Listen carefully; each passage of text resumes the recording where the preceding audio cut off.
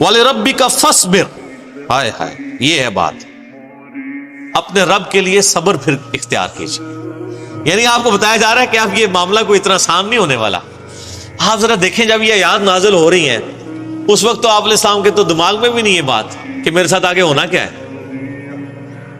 ایک شخص جو عرب کے لوگوں کی آنکھوں کا تارا ہے، جسے سب لوگ سر پہ اٹھائے ہوئے ہیں، صادق اور امین کہتے ہیں، اس کی مثالیں دیتے ہیں، اس کے فیصلوں کا احترام کرتے ہیں، اور وہ اس خاندان سے ہے جو خانہ کعبے کا متولی بھی ہے۔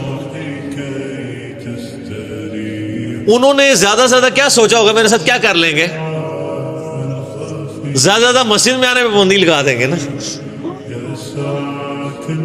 شہر بدر کر دینا، قتل کے فتوے جاری کر دینا، یہ تو نبی علیہ السلام نے سوچا بھی نہیں تھا کبھی۔ اب یہ جب یہ آیات نازل ہو رہی ہے کہ آپ نے صبر کا دامن نہیں چھوڑنا، اللہ کو پتہ نہیں میں نے کرنا کیا ہے اپنے نبی کے ساتھ۔ ظاہر ہے وہ تو اللہ تعالیٰ فرماتا ہے کہ ہم نے قرآن پاک میں مضمون کئی جگہ ہے کہ ہم نے تمام نبیوں کے مخالفین جن و انس میں سے اٹھائے ہیں۔ اللہ تعالیٰ کہتے ہیں ہم نے اٹھائے ہیں، مراد یہ کہ جب اٹھتے ہیں تو ہم انہیں اٹھنا دیتے ہیں، تاکہ یہ کشاکش ہوگی تو پھر حق اور باطل کی کشاکش کے بعد پھر سچائی کی چاشنی فیل ہوتی ہے نا۔ اگر پیاس ہی نہ ہو تو ٹھنڈے پانی کی قدر کیا آئے گی؟ تو اللہ تبارک و تعالیٰ نے اپنے نبی کو بھی ان آزمائشوں سے گزارا ہے۔ انڈیویجول آپ علیہ السلام پہ بھی بہت آزمائشیں آئیں، اور اجتماعی طور پہ صحابہ اور اہل بیت پہ بھی آئی ہیں۔ لیکن جب یہ آیات نازل ہو رہی ہیں تو اب آپ یہ سمجھ لیں کہ یہ ابھی آپ علیہ السلام کے، یعنی جو بخاری مسلم میں آتا ہے کہ آپ کے پیٹھ کے اوپر اوجڑی رکھی گئی اور آپ اٹھ نہیں سکے، یہ واقعہ نہیں ہوا گا۔ آپ کے گلے کے اندر، صحیح بخاری مسلم میں آتا ہے کہ وہ ڈالا گیا کپڑا اور اتنی زور سے دبایا گیا کہ قریب تھا کہ آنکھیں ابل آتی، یہ واقعہ نہیں ہوا ہوا۔ طائف کا واقعہ نہیں ہوا کہ جس میں پتھر اتنے مارے گئے کہ مبارک خون سے جوتیاں بھی بھر گئیں، یہ واقعہ نہیں ہوا ہوا۔ پھر قتل کے فتوے کے رات کے وقت سیدنا ابوبکر کو ساتھ لے کے اور مولا علی کو اپنے بستر پہ لٹا کے آپ علیہ السلام ہجرت کے لیے نکل گئے، یہ واقعہ بھی نہیں ابھی ہوا ہوا۔ اور سر پر مدینے میں تو لائف ہی پوری ڈائنامک، جاتے ہی یہودی متھے مارے لگ کے، جا کے منافقین، اوپر سے کلمہ پڑھ لیا، پیچھے سے وہ یعنی جڑیں کاٹتے رہے۔ پھر غزوہ بدر میں جو کچھ ہوا، احد میں تو نبی علیہ السلام کے دانت بھی شہید ہو گئے، اور آپ کی شہادت کی خبر مشہور ہو گئی، اس قدر آپ کا خون بہہ گیا۔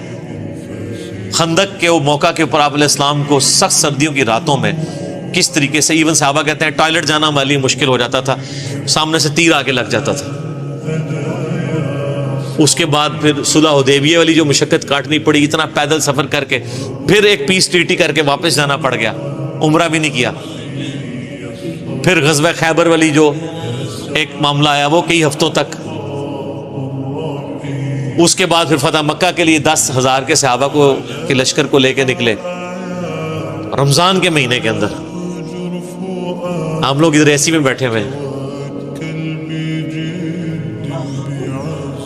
اور پھر ختم نہیں ہوا معاملہ، فوراً فتح مکہ کے 3-4 مہینے کے بعد قبیلہ حوازن کے ساتھ جو ہے وہ جنگ غزوہ حنین ہو گئی۔ 12,000 کا لشکر تھا، بس تکبر کے جملے نکل گئے کچھ اصحاب سے کہ ہم 313 تھے تو غالب آئے تھے، آج تو ہم ہے ہی بہت ہیں۔ تو قرآن کے الفاظ ہیں، اللہ تعالیٰ نے یقین کریں کہ اتنے سخت الفاظ کے اندر، جسے کہتے ہیں نا میڑا مارتے ہوئے، تانا دیتے ہوئے بات کی ہے۔ اللہ نے فرمایا تم نے یہ بات کی، تمہیں تو کہنا چاہیے تھا اللہ کی مدد سے فتح ہوئی تھی۔ تو دیکھ لو، جب تم نے یہ جملہ بولا تو دیکھو تمہیں راستہ بھی نہیں پھر ملا بھاگنے کا۔